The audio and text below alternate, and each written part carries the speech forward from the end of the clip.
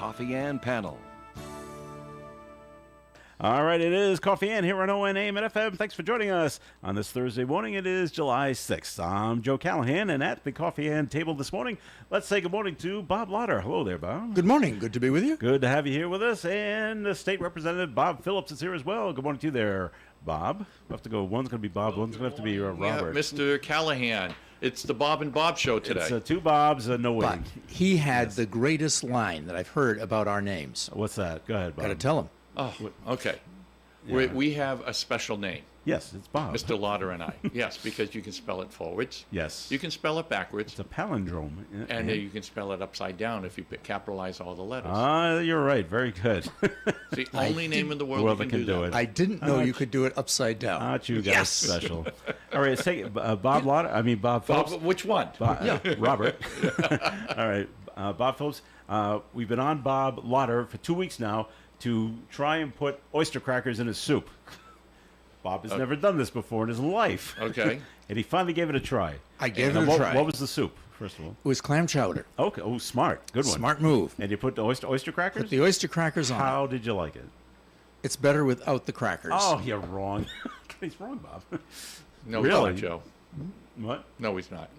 Another one. Hot dog, yes! oh, this is going to be It's got to, but the only clam chowder there is New England. It's going to be white clams. It's yeah. got to be white New England. Yeah, that's The right. other one's a soup. I'm sorry. All right. Now, here's the other food question. You can weigh in on this too, Bob Okay. Phillips. Are you a fan of apple pie? Yes. Okay. Comes down, there's two sides to this. Apple pie, hot or cold? Go. Bob, Jeez, they're Bob, both stop. good. Okay, I but do you, don't- what's your preference? Hey, as long as I'm getting the pie, I don't have You a don't- preference. okay. I just want to have that there. Bob Phillips? Hot. You like it hot. All right. With ice cream on top. But it's got to be vanilla. It's got to be vanilla. Yeah. Or cookies and cream. I've had it before. All right. And then, actually, somebody had turned me on years ago. I haven't had it in a while, but put a nice hunk of cheese with it. Oh, I've never tried that. Yeah. All right. You ice cream, Bob, on the apple pie? No? Just, You never done that either? I don't leave it there that long to have the ice cream arrive. You know. No, it should all If it should all come in one. The pie, the ice cream on top of the pie when it's served to you, And the ice I cream think I melts. and the live ice in a- cream melts. I Yeah. think The I ice live in a cream melts. culinary desert. You are. Um, Try that next time. That'll be homework for next week. okay, great. that way you don't gobble up the pie and say, oh, I don't. It's all gone. There's no reason to have ice cream. What's it all wrong comes with together. What's wrong with gobbling up the pie? Nothing. If there's no ice cream available. But only after the ice cream's on it. But but for me, the ice cream's got the apple pie should be cold. I do not like hot apple pie. Oh, I love it. Nope. Okay, away from food. Here we go. All right, we'll This stay. is like being with Karen Zangari. I We've got know. enough food here to. All right. Let's go to Bob Lauder for a semi-law question here. First, Does it involve football? No, it doesn't. Before we do that, this segment of the Coffee and Program has been sponsored by the Call newspaper. Do you have an apartment or home for rent? Or perhaps you have extra items to sell. With over 50,000 readers in print and online, The Call and OneSocketCall.com is the best place to reach customers here in the Blackstone Valley. Whether it's apartment rentals, homes for sale or rent, lost and found items, or even job listings, our classifieds offer an affordable way to reach readers, subscribers, and advertisers every day of the week. So, if you have something you want to sell, call us today at 767-8503 with your ad, and it will appear in the next day's call. Be sure to call before the 2:30 p.m. deadline. That's 767-8503 to place your ad today. All right, Coffee and here on ON, AM, and FM. So the question for Bob Lauder is how much circumstantial evidence do you need before that becomes real evidence? And the reason I say that is we're looking at this bank robbery that took place in Providence at Santander Bank. Mm-hmm. They have gone to a employee's home on Front Street here in Woonsocket, and they have found a bunch of circumstantial evidence. Money. 91 $2 bills. And what's wrong with that?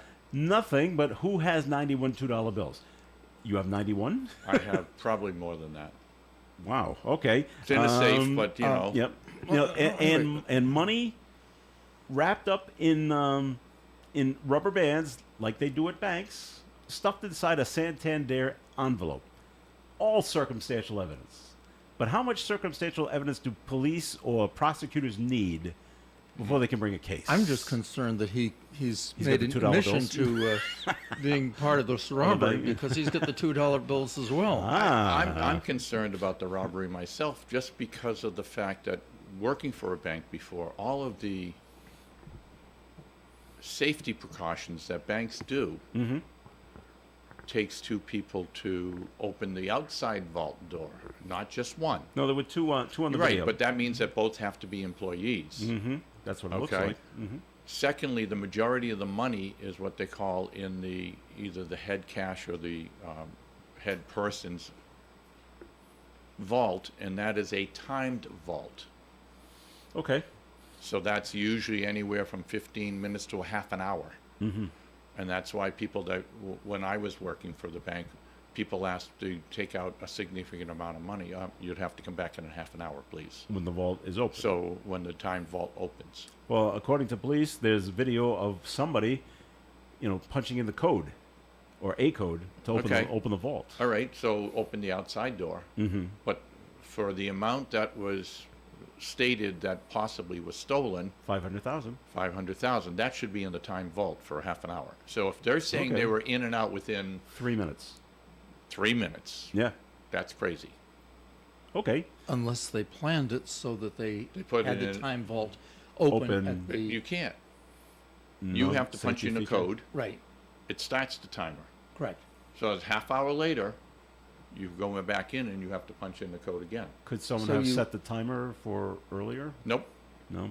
it's a default Well, mechanism. You unless- have to be there for the full half hour or 15 minutes, whatever the bank protocol is. All right. But you're suggesting that if it was an employee, at 8 o'clock they could set the timer to open the vault at 8:30, and at 8:30 they could then go in and take all the money and run.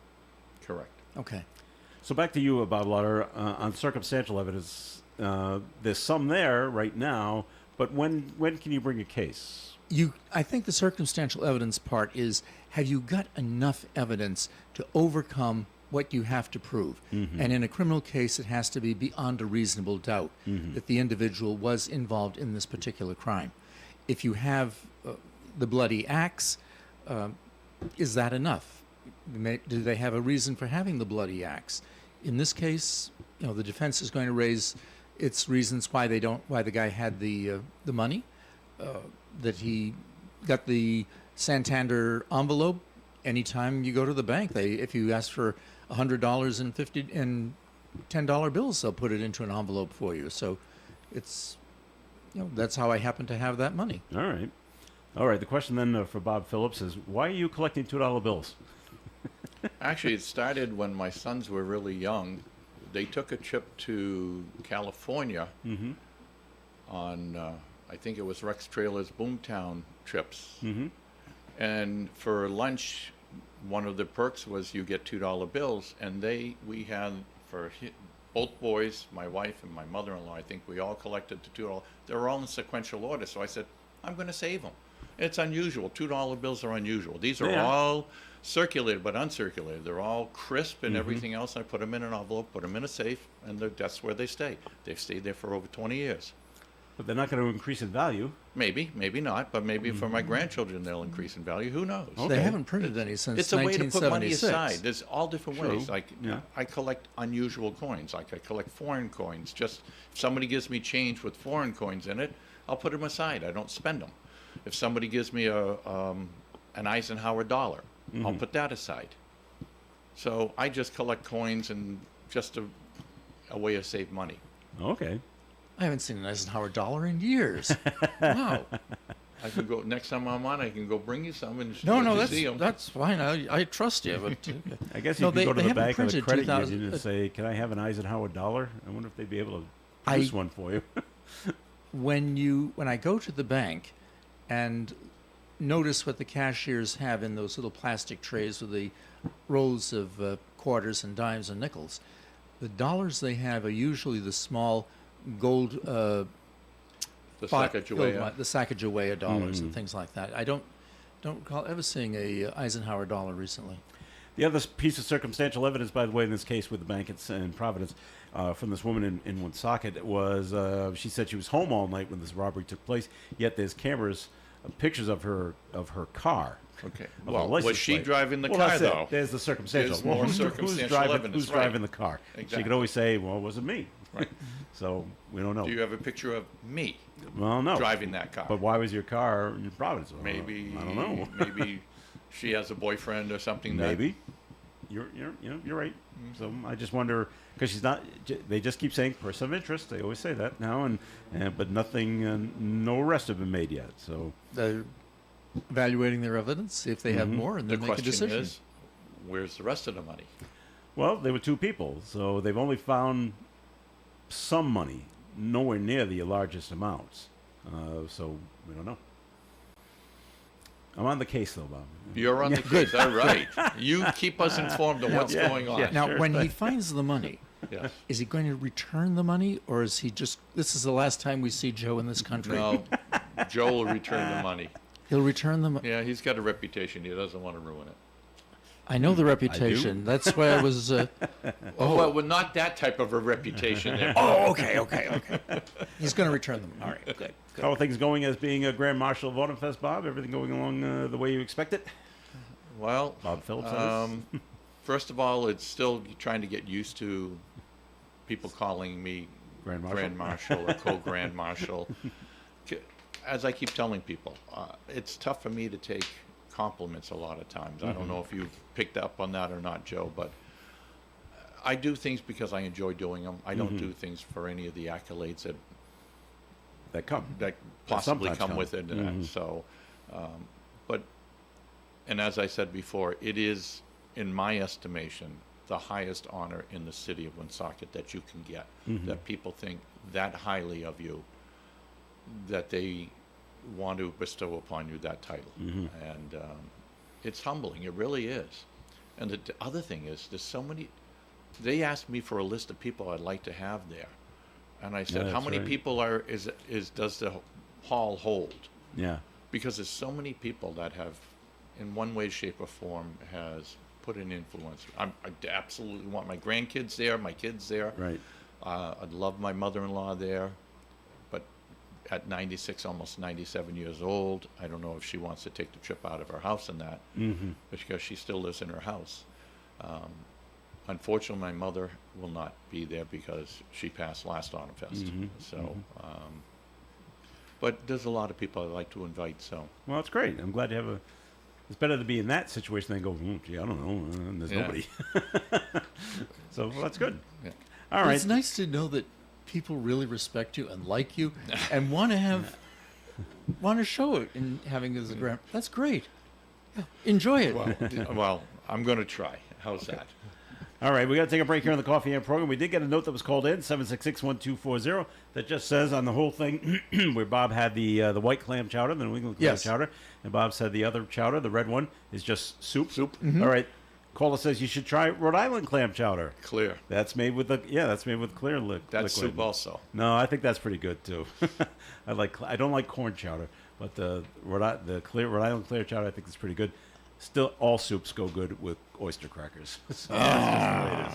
All right, break time here on Coffee In. You can call in your comments and questions at 766-1240. This portion of the Coffee In program sponsored by The Call newspaper. The Call and OneSocketCall.com offer our readers so much more than just the daily news. Our photographers capture moments in time that are both entertaining as well as newsworthy. We also provide a daily community calendar to keep you informed about times and places of local event happenings. And don't forget, local sports coverage by our award-winning sports staff writers. Join our over 50,000 readers in print and online. Home delivery is just a phone call away at 767-8522. Call 767-8522 today to subscribe to Woonsocket's daily hometown newspaper, The Call, and woonsocketcall.com, serving you, our readers, since 1892. Krakow Deli Bakery and Smokehouse offers authentic homemade Polish food to make your next meal real special. Try our many varieties of hot and fresh pierogi with onions and dirty sour cream, or pick up golubki, kielbasa, babkas, or some fresh rye bread. We also offer a large selection of specialty and imported goods. We're open Tuesdays, Thursdays, and Fridays from 9 to 6, Wednesdays 9 to 5, and Saturdays 8 to 5. Follow us on Facebook to learn about our weekly specials. Located at 855 Social Street in Woonsocket, Krakow Deli Bakery and Smokehouse has all the authentic Polish foods you love. The Coffee and Panel is enjoying coffee from Down East Coffee in Pawtucket. They're a 62-year-old family business that roasts all its coffee right here in Rhode Island. Founded originally as Excellent Coffee Company, they provide great coffee to food service establishments throughout New England. Have you heard of Scott McGee with Remax Properties? He's been selling real estate in Rhode Island and Massachusetts for the last 17 years, and you can see that he loves what he does. Scott, as well as his team, take pride in what they call the fair and honest team. No gimmicks. And no, they're not buying your house if it doesn't sell, etc. Just fair and honest real estate. Scott personally works with tons of sellers and buyers and specializes in residential properties as well as commercial, and he's always very fair and offers super competitive rates. Remember, this is probably the biggest move in dollars that you will ever spend or receive. You want to go with a trusted and experienced agent. Scott is fair, honest, and modest, always puts the clients first, and he also dealt with literally almost any situation. You really need to look at your real estate needs as a business. You want to pay and get the right money now so that you're not paying for it later. Trust me. So why not give Scott McGee a call at 401-639-2906. That's 401-639-2906. It is Coffee and here on ON, AM, and FM. Thank you very much for joining us. And Scott McGee sent along a little listing that he's got going on in case you happen to be in the market. And this is, good for the summertime down there in Narragansett. 660 Point Judith Road, Unit D3. It is a condominium, 2-bedroom, 1.5 bath, 918 square feet of this condominium, going for $529. So go check it out. You can check it out online, or you can give Scott a call about this condominium down in Narragansett, 639-2906. Does he have an address? Yeah, 660 Point Judith Road in Narragansett. Oh, we can look it up. So it's near the ocean. Unit D2? Unit D3. D3. So it's a condominium down there. Yes. All right, Bob Phillips, the governor signed the budget, $14 billion, biggest in Rhode Island history. Are you happy with the budget? Did you want to see more? Did you want to see less? Well, opinions on the budget? It is the largest that we've ever had. I'm hoping, as I've stated to other people before, they were saying, how can we sustain $14 billion? Well, we did quite a few earmarks for one-time only projects. So hopefully next year it'll go back to $12 billion. With the one-time earmarks not being in there again, unless we get more federal money. If we get more federal money, then we'll adjust it.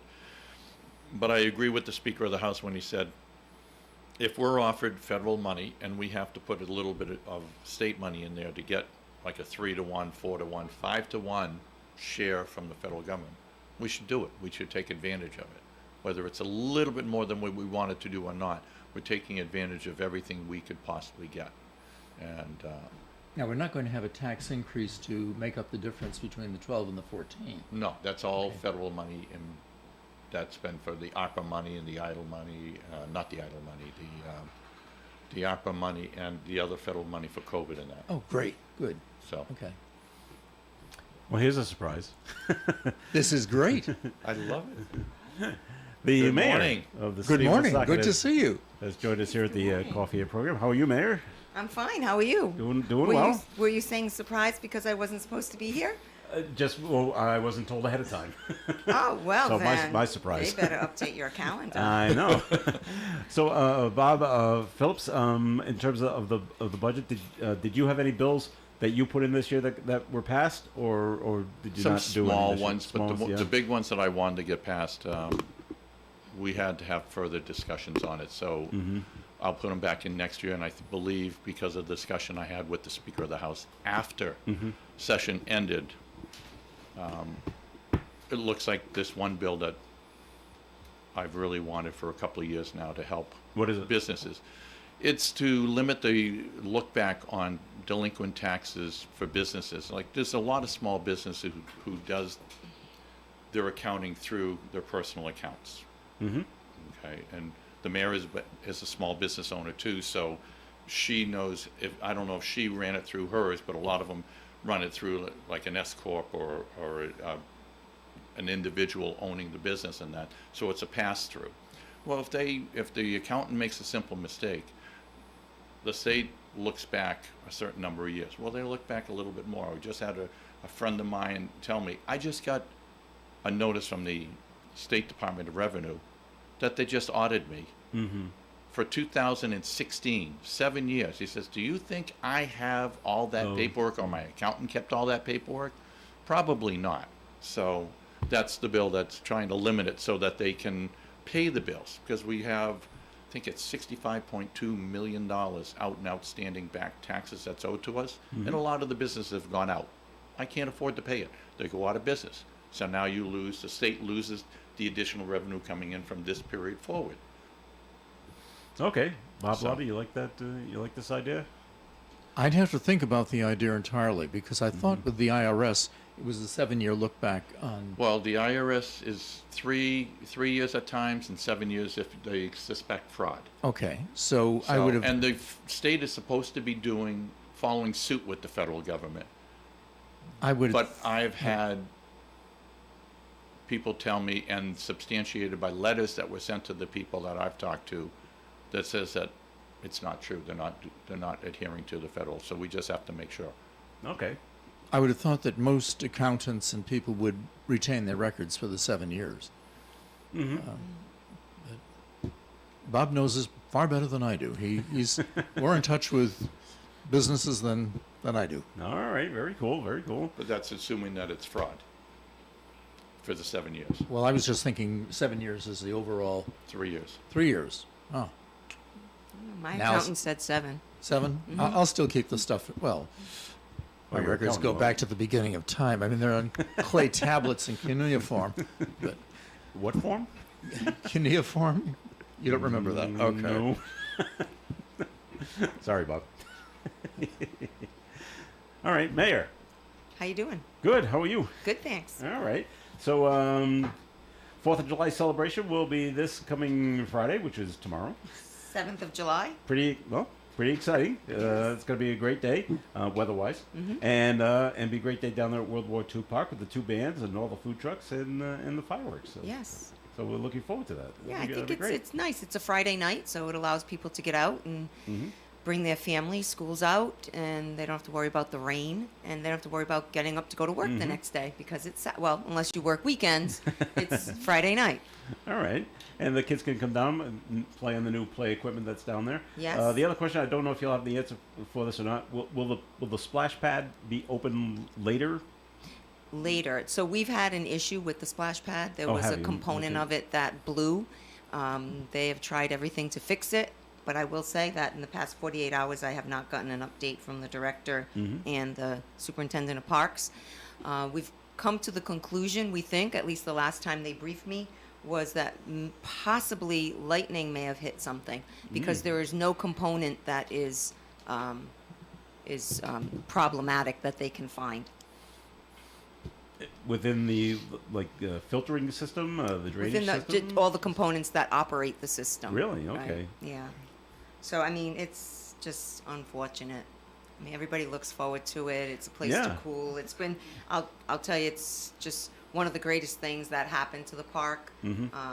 As you know, what it looked like before, and standing water and Yeah. contaminated water, I would say anyway, myself. I've seen personally in years past the splash pad park area there, Yeah. totally full of Kids. kids and adults trying to keep cool. Yeah. So yes, I agree with the mayor that it is probably one of the best things that has happened to World War II Park in a long time. They just use the excuse, well, I'm chasing after my child. If I get wet, well, I get wet. You know.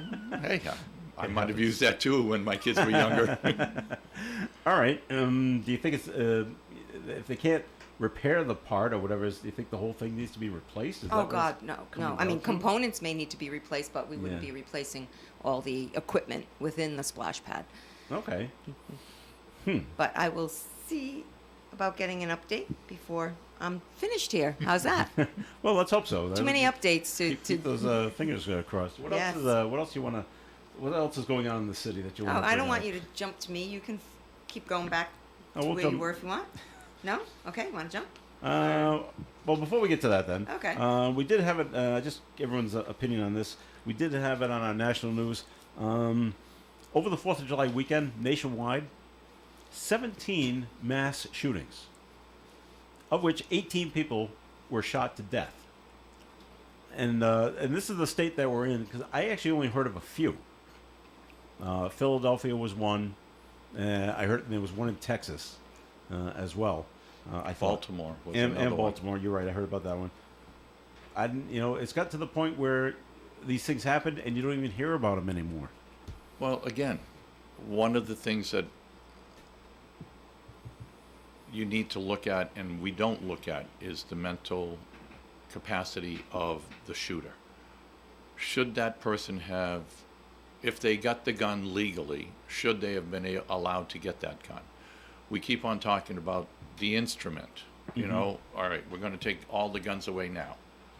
Then next, because they're using knives, are we going to take all the knives away? Next, they're going to be Baseball bats. baseball bats, cars, you name it. You could go on and on with the list of instruments that people could use to cause damage. But we really, as a society, have not looked into more stringent background checks, number one. Trying to see if we can, and being a lawyer, Bob, maybe you can weigh in on this, legally get health records from some of the people that want to see if the mental capacity is there to be able to handle having a weapon.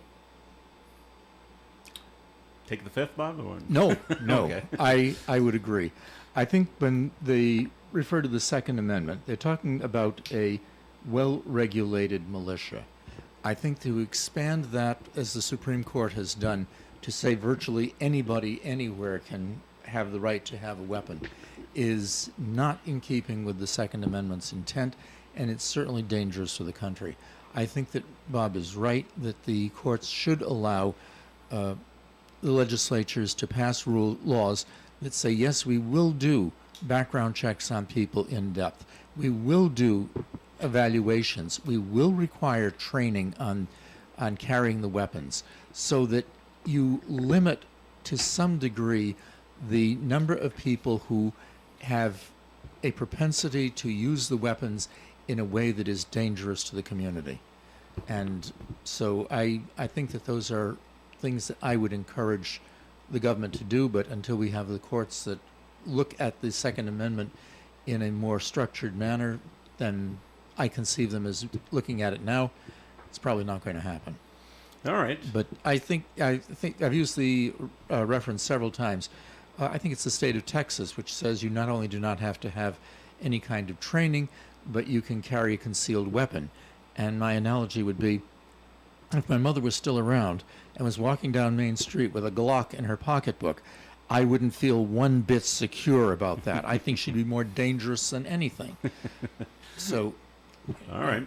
We did have it also on the national news about Phillips that one of the shooters, it was either in Texas or Baltimore or Philly, where the police chief there said he was mentally deranged. I think that was the Baltimore one. Could have been. And he goes, oh, yeah, he's just, 'Cause I've he been- shouldn't have had a gun. I have been trying to follow these and see Yeah. how many of the shooters have had mental issues and should not have had access to the weapons. Okay. well, I think you might also say that the results of the mass shootings in almost all those cases are people who mentally should not have had the weapons. A person with a normal, as I understand it, understanding of community life and responsibilities doesn't walk into a mall and start shooting people at random. That is not a mentally sound individual. Okay. We got to take a break here on the Coffee and program right now, but more is coming up. 766-1240 for comments and questions. The mayor of the city of Woonsocket is with us, and we'll get to her when we come back. Hi, I'm Kathy LaValle at The Honey Shop. Check out our Facebook page at The Honey Shop RI, and there you'll see a whole list of our new classes and lots of fun things to do.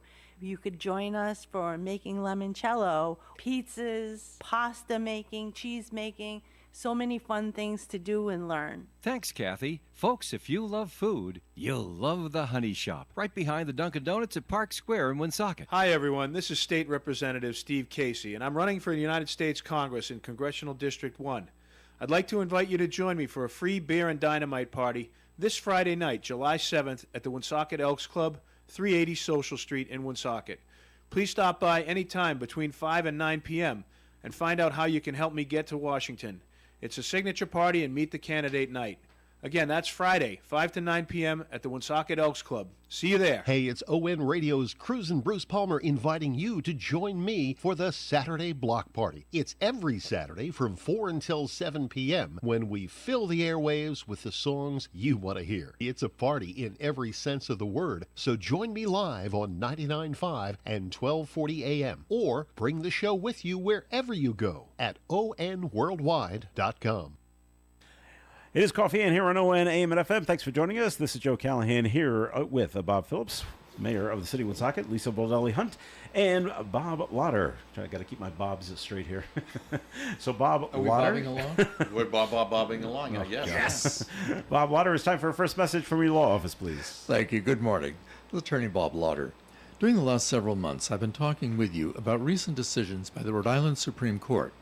I'd like to continue those discussions with two cases, one decided in January and one decided just last week. The January case is entitled In Re the Estate of Barbara J. Cardiff. This case involved the validity of a last will and testament. Section 3355 of the General Laws of the State of Rhode Island provides that no will shall be valid unless it shall be in writing and signed by the testator, or by some person for him or her in his or her presence and by his or her express direction, and the signature shall be acknowledged by the testator in the presence of two or more witnesses present at the time, and the witnesses shall attest and subscribe the will in the presence of the testator. In the Cardiff case, it appears that the testator prepared the will using some type of form and signed the will in the presence of two people, but one of the witnesses signed the will as a notary public and not as a witness. Following Miss Cardiff's death, there was the predictable conflict within the family. The heirs at law, who were not included in the will, wanted it to be declared invalid, because it was witnessed by only one person and then notarized. And the beneficiaries under the document accepted it as a real will and wanted it to be validated because it had two signatures. After review of the facts and the law, the Supreme Court of Rhode Island ruled that since the notary public was a witness, even though the notary provided to the testator more services by notarizing the document than would have a normal witness, did not invalidate the will. The notary public saw the testator sign the document in the presence of the other witness, was in fact a witness to the document, and the document was a valid last will and testament. The moral of this decision? Intra-family fighting is prevalent in many families. Try to reduce the opportunity for such a lengthy and expensive judicial conflict by retaining the services of a lawyer to prepare your estate plans. If you'd like to discuss this or legal matters with me, please contact my office for an appointment. My name is Bob Lauder. My telephone number is 762-4550. And the disclaimer, the Supreme Court of Rhode Island licenses all attorneys in the general practice of law. The court does not license or certify any attorney as an expert or specialist in any field of practice. Thank you. All right, Bob, thank you very much. All right, Mayor. Of course, the big question is oyster crackers. Do you use them in soup? Why is that the question? Because these guys don't use it, and it's bugging me. I need someone of my size. Okay. So it depends. All right. Okay. It depends how hungry I am All right. and what the next part of the meal is. Aha, All right, a all very right. There's cogent Another answer. caveat to it.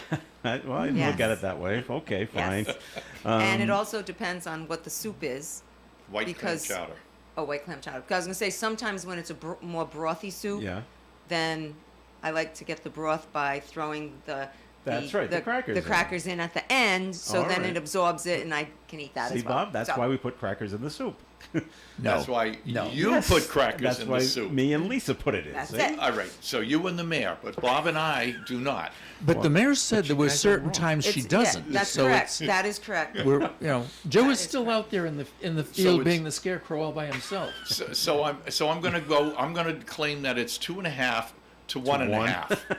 There you go. Oh, fine. All right. So I can give you my little update on the splash pad. Yes, please. So it's the motherboard that we're waiting for, which is why they think it got Fried. struck. Fried Yeah. somehow? Okay. And it actually, Liz just got the shipping number sent to her from DHL, and it is coming from Canada, and it looks like it's at customs right now. So sometimes It'll that be a can little take up to while. a couple of weeks, Okay. unfortunately. Yes. Hope it's not smoke damage when it gets here. Ha! Get it? Thank you, thank you. I'm here all week, by the way. Unfortunately. Thanks, Bob. But at least it's on its way, so hopefully it'll be fixed as soon as possible. Get the thing, get it all up and running once again. So we had an accident in the city on Monday morning, which was the 3rd, where a man from Lincoln was in a motorcycle accident on Hamlet Avenue over by St. James Episcopal Church. He was leaving the CT Plus store, lost control, and looks like he crashed into a tree. He was not wearing a helmet, and he had some head trauma. So wear a helmet if you're riding a motorcycle. is what it comes down to. I see people riding without helmets, and it always makes me feel that they're taking their life in their hands. Yeah. You're right, and my son rides a motorcycle, but he wears a helmet all the time. Well, Massachusetts requires a helmet. for Well, he everyone. lives in Maine, He lives in Maine. and I actually asked him what's the law up there. He goes, I don't know. I think Maine it's optional. New Hampshire it is. I know I think New Maine Hampshire, it's but Maine I'm optional not sure. for the driver, but mandatory for the passenger. Okay, he rarely has a passenger on his motorcycle, but Now, you've ridden a motorcycle. oh, not in years and years. Okay. Yeah. Is there any, when you're wearing a helmet, does it reduce your ability to operate? Is it your vision? Does it reduce the sound that you hear? Is it I guess something it- detrimental to wearing a helmet? I guess it could depend on the helmet, but overall, in general, no. Okay, so Your field of vision is still not. Depends on the helmet. Yeah, Because right. some of the helmets have full, Yeah. and then you only have the small shield on it, so you're trying to look out the side to see which peripheral is, and I don't think you can on a lot of the helmets. I don't know about sound.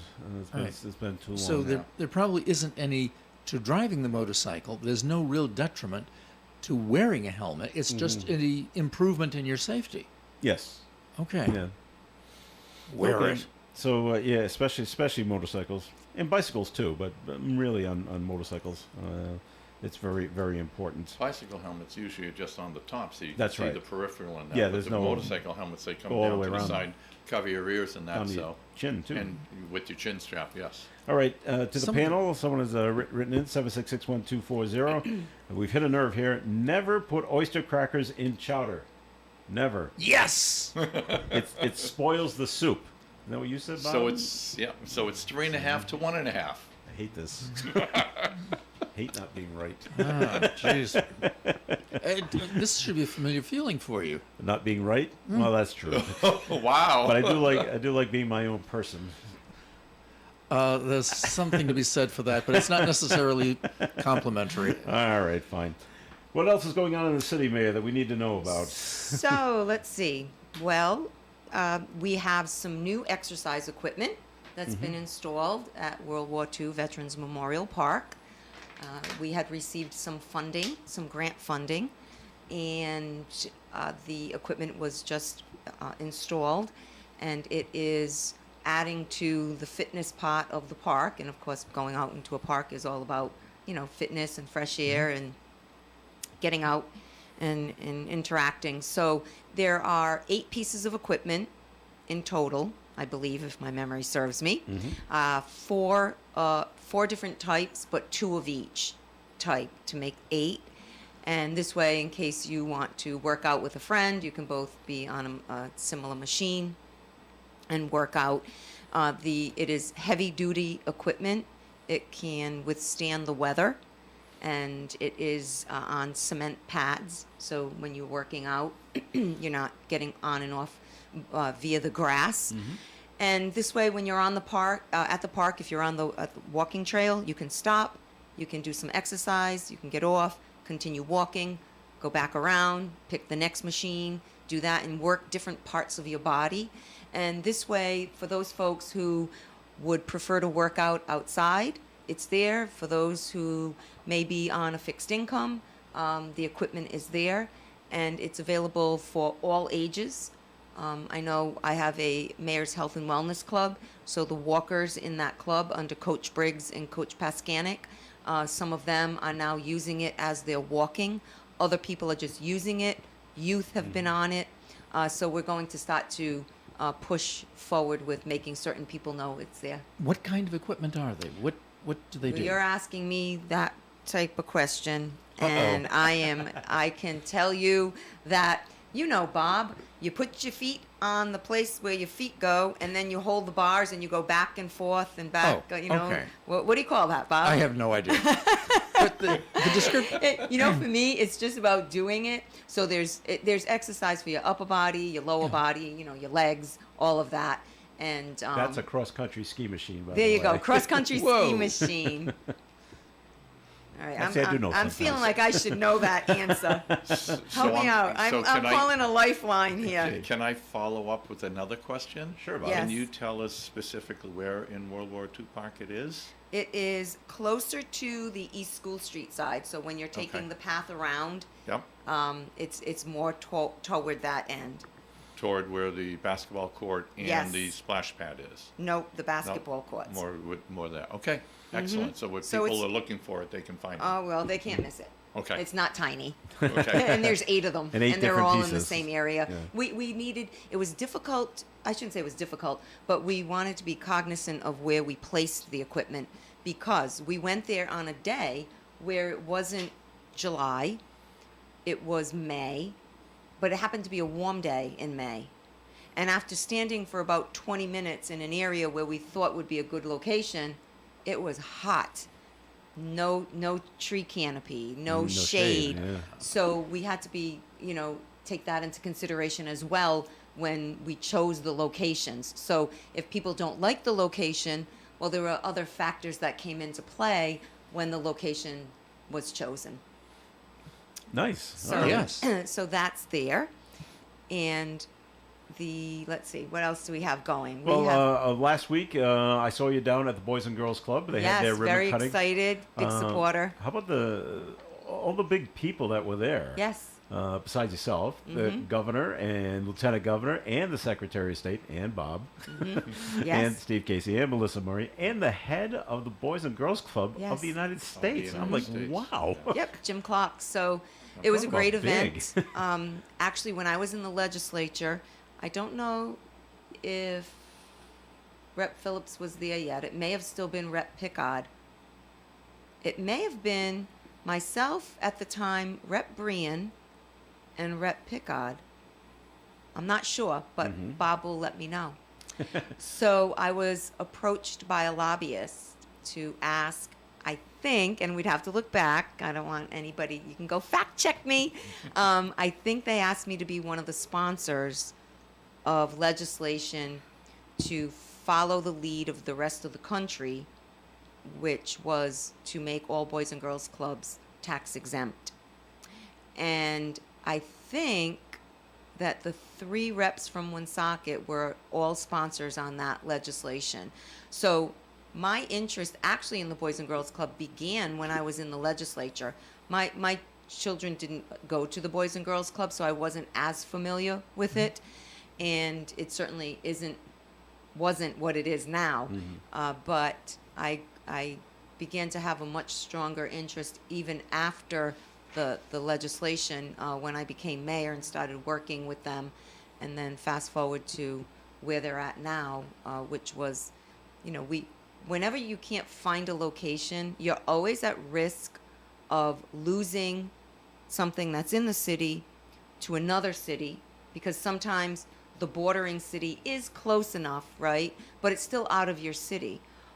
So it was actually the perfect arrangement for all parties.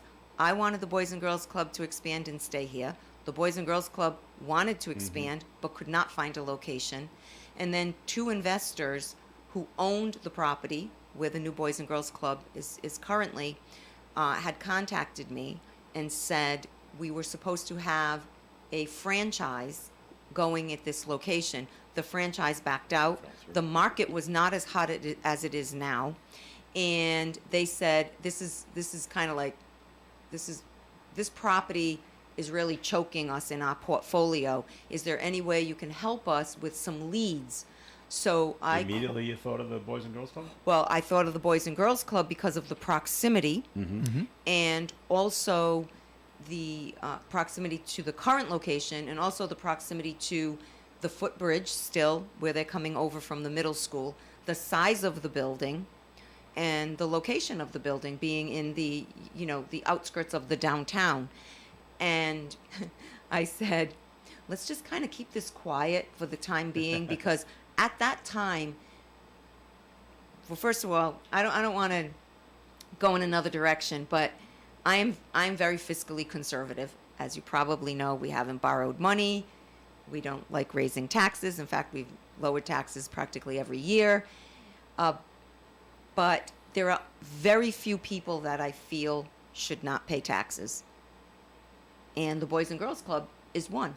So them taking that building off the tax rolls is something that you have to consider, but you have to weigh it out. And at that time, there were city councilors who were Against it? opposed Okay. to things such as that. So anyway, we said, you know what, let's just talk together, see if it'll work out. It worked out perfectly. They moved forward with the acquisition, and there they are now, today. Great. So it's All great. right. And we're not done. We're not done. We're applying for grant money. I think it's, they need more parking. We could utilize maybe like a dual indoor basketball court so they could have tournaments and that'd be nice. we could be the host community. And I think that is something that would be extremely beneficial. All right. We're going to take a break here in the Coffee and program. So, Bob Lauder, it is time for a second message from your law office, please. Thank you. Good morning. This is Attorney Bob Lauder. The second Rhode Island Supreme Court case, which I'd like to discuss with you this morning, involves termination of parental rights by the Department of Children, Youth, and Families. Because the case involved minor children, the identity of the parties is concealed by the use of their initials, and the case is known as In Re RM. It was decided a week ago today.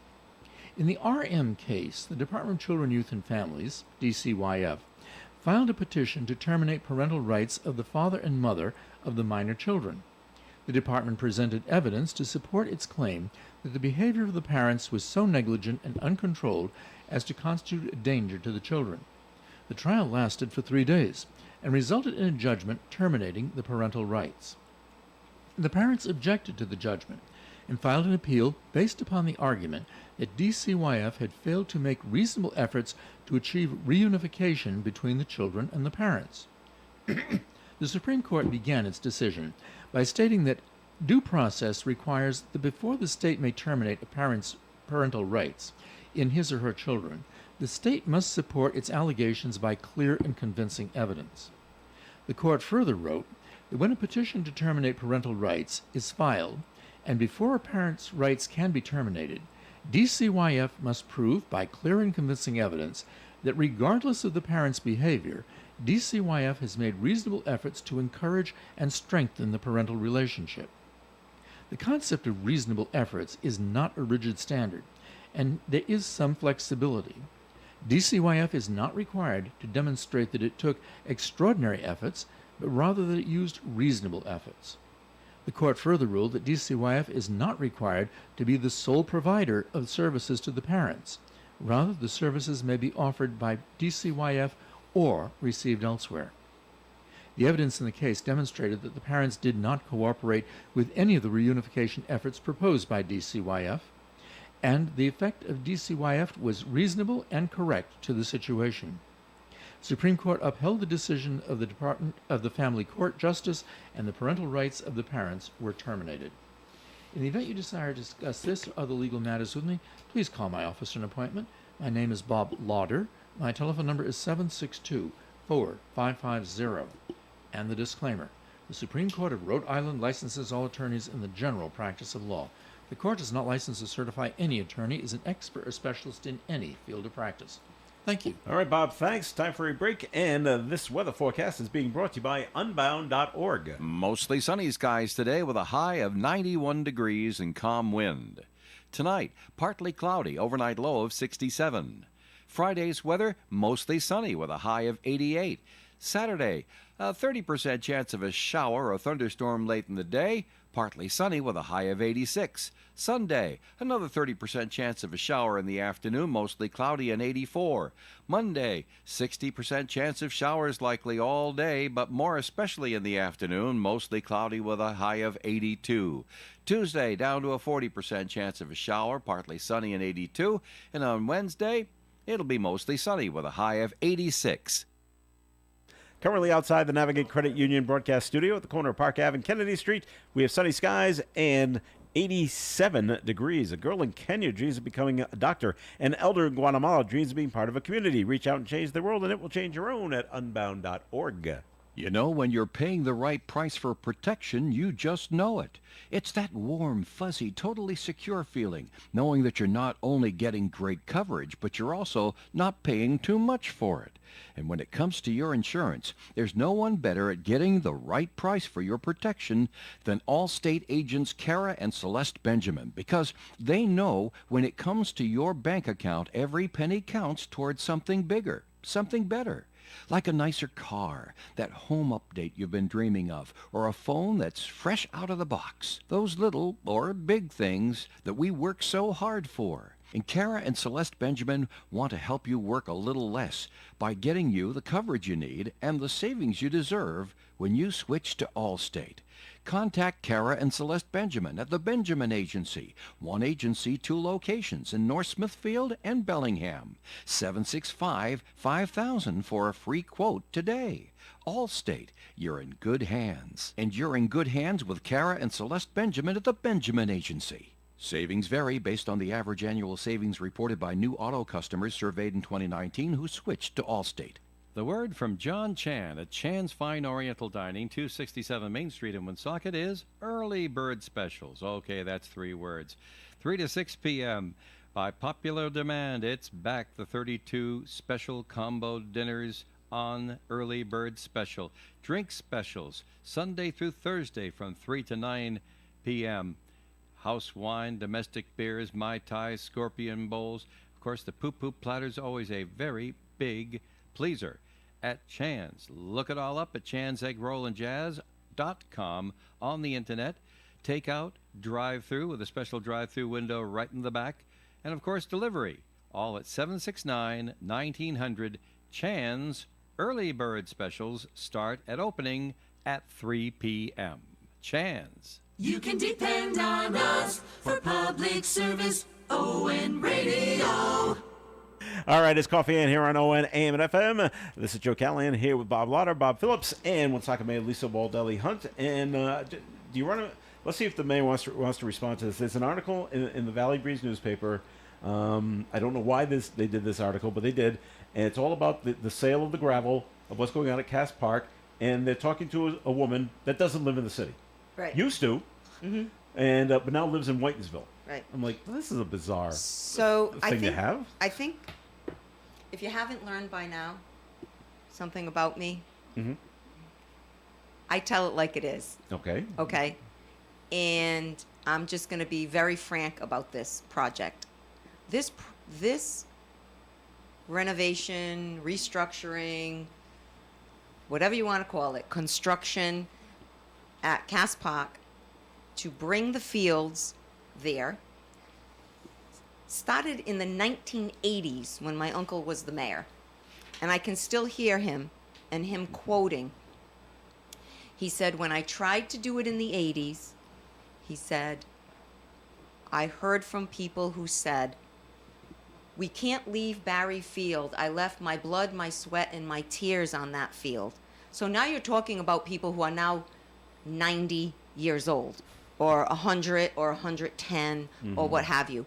When hitchhiking to Barry Field was fine, 15 people in a car hanging out the back of a beach wagon, or whatever, it was fine, okay? Times change. Hundreds of people have had the thought, probably in the thousands, have had the thought that we need our fields near our schools.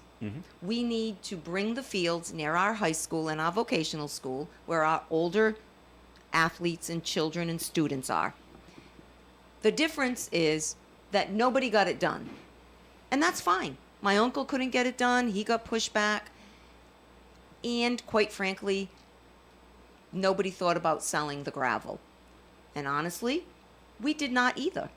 So we applied for a grant through DEM to redo a little t-ball field or instructional field into a girls' softball field. So bit by bit, I started to make improvements to the park. The reps got a grant for lighting. Rep Phillips, Rep Casey, and Rep Morin. We put lighting in at Reno Field. So now we had our complete varsity field. We put in 2 basketball courts. We took down dilapidated buildings. Incrementally, we began to renovate the park in order for the students to come out of school and go over, okay? So we built a beautiful sprinklered sod, worked with the softball coach, built a girls' softball field. While building that softball field, I got a call from Director D'Agostino, and he said, I'm at the park, and we got the $300,000 grant, thanks to the help of N. David Boulay, who worked with me on that, and his department. And he said, you're not going to believe this. And I thought, oh boy, problem. This gravel is beautiful. This gravel, it's marketable, okay? You need gravel for construction. We have infrastructure money coming in across the country. There are roads and bridges and you name it being built. Gravel is something that can be utilized. So initially, God rest his soul, Joel Matthews, when I initially unveiled a new turf football field, it was the very first preliminary plan that we made. This was not knowing about the gravel, okay? This was back in like 2017. So we took the existing track and said we could renovate it, and here's what we could do. That was the initial, okay? Initial. Thinking maybe we could get some grant money. But here we are today, knowing parking would have been tight. First of all, that plan that Joel made, one of the first things he said to me was, whether people agree with Joel or disagree with Joel, he said there's going to be a problem having bleachers on both sides of the field, which can be problematic when you have visitors and home team on the same side. But he didn't think of digging into the earth to extract the gravel. We didn't know there was value in that gravel. Now we find out there's value in the gravel. We also didn't own Ho Kong Restaurant, which was at the part of the time open, okay? Well, fast forward, Ho Kong closes. I contact the owners.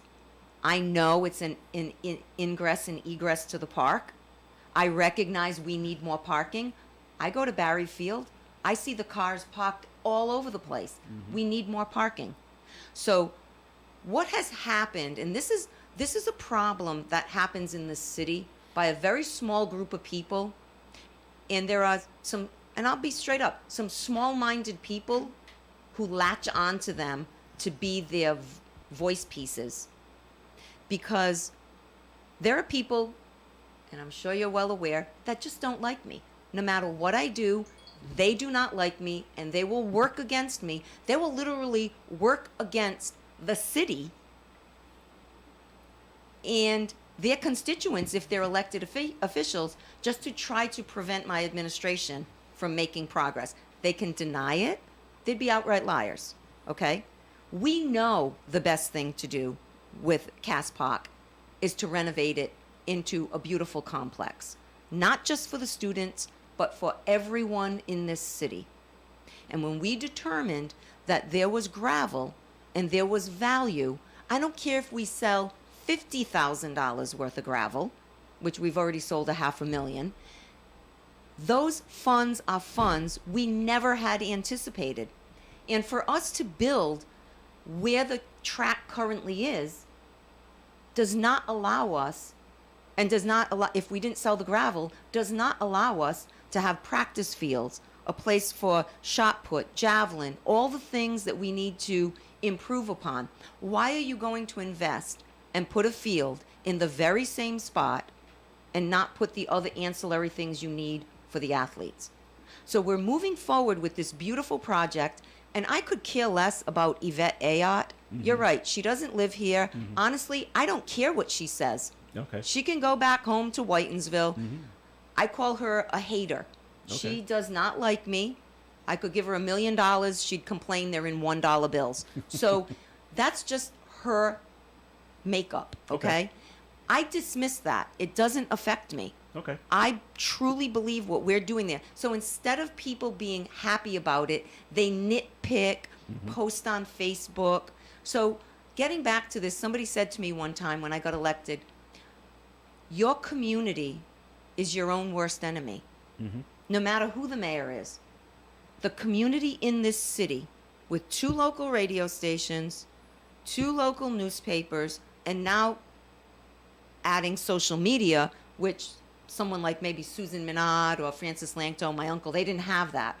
So when you leave Woonsocket, people would say, you know what, Mayor, you're doing such a great job. I went to your city. The flowers look beautiful. The city is so much cleaner.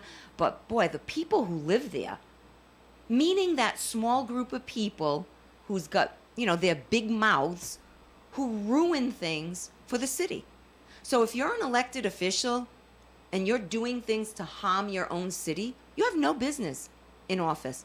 You don't have to like me. I don't have to like you. But if you're an elected official, you should all be working together for the betterment of the community that you represent. Am I in love with all the elected officials that represent Woonsocket? No. Do I believe in what some of the actions they take? No. But I'm not going to not work with them for something for the city that I represent, that I was elected to represent. So I don't care about her. Okay. Shame on the Breeze for even doing a story with that woman's face in the paper. Because what happens is there's a group of people, including former elected officials, who will talk down about this project to try to take away from the good. So they try to change the dynamic of the story in order to diminish the greatness of the project. Okay, very good. We've gone past the 9 o'clock hour. I apologize. We've got to wrap things up. Remember, That was my firework. speaking of fireworks, tomorrow night, World War II Park. Everything begins at 4 o'clock. Food trucks will be down there. 2 live bands and the live music band in Northeast Groove, and then fireworks at 9-ish. Mayor, 9-ish. 9-ish. 9-ish for fireworks tomorrow night. All right, thank you very much for listening in. Mayor, thanks for coming in today. Thank you. Sorry you Appreciate didn't know. That's okay. Good surprise.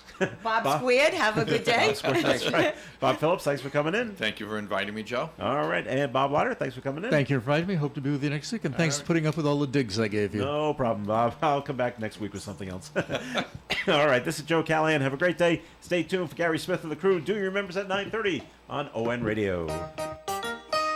Broadcasting live and local daily from the Navigant Credit Union broadcast studio at the corner of Park Avenue and Kennedy Street. This is WOON Woonsocket Radio. And now, the news. If you think Rhode Island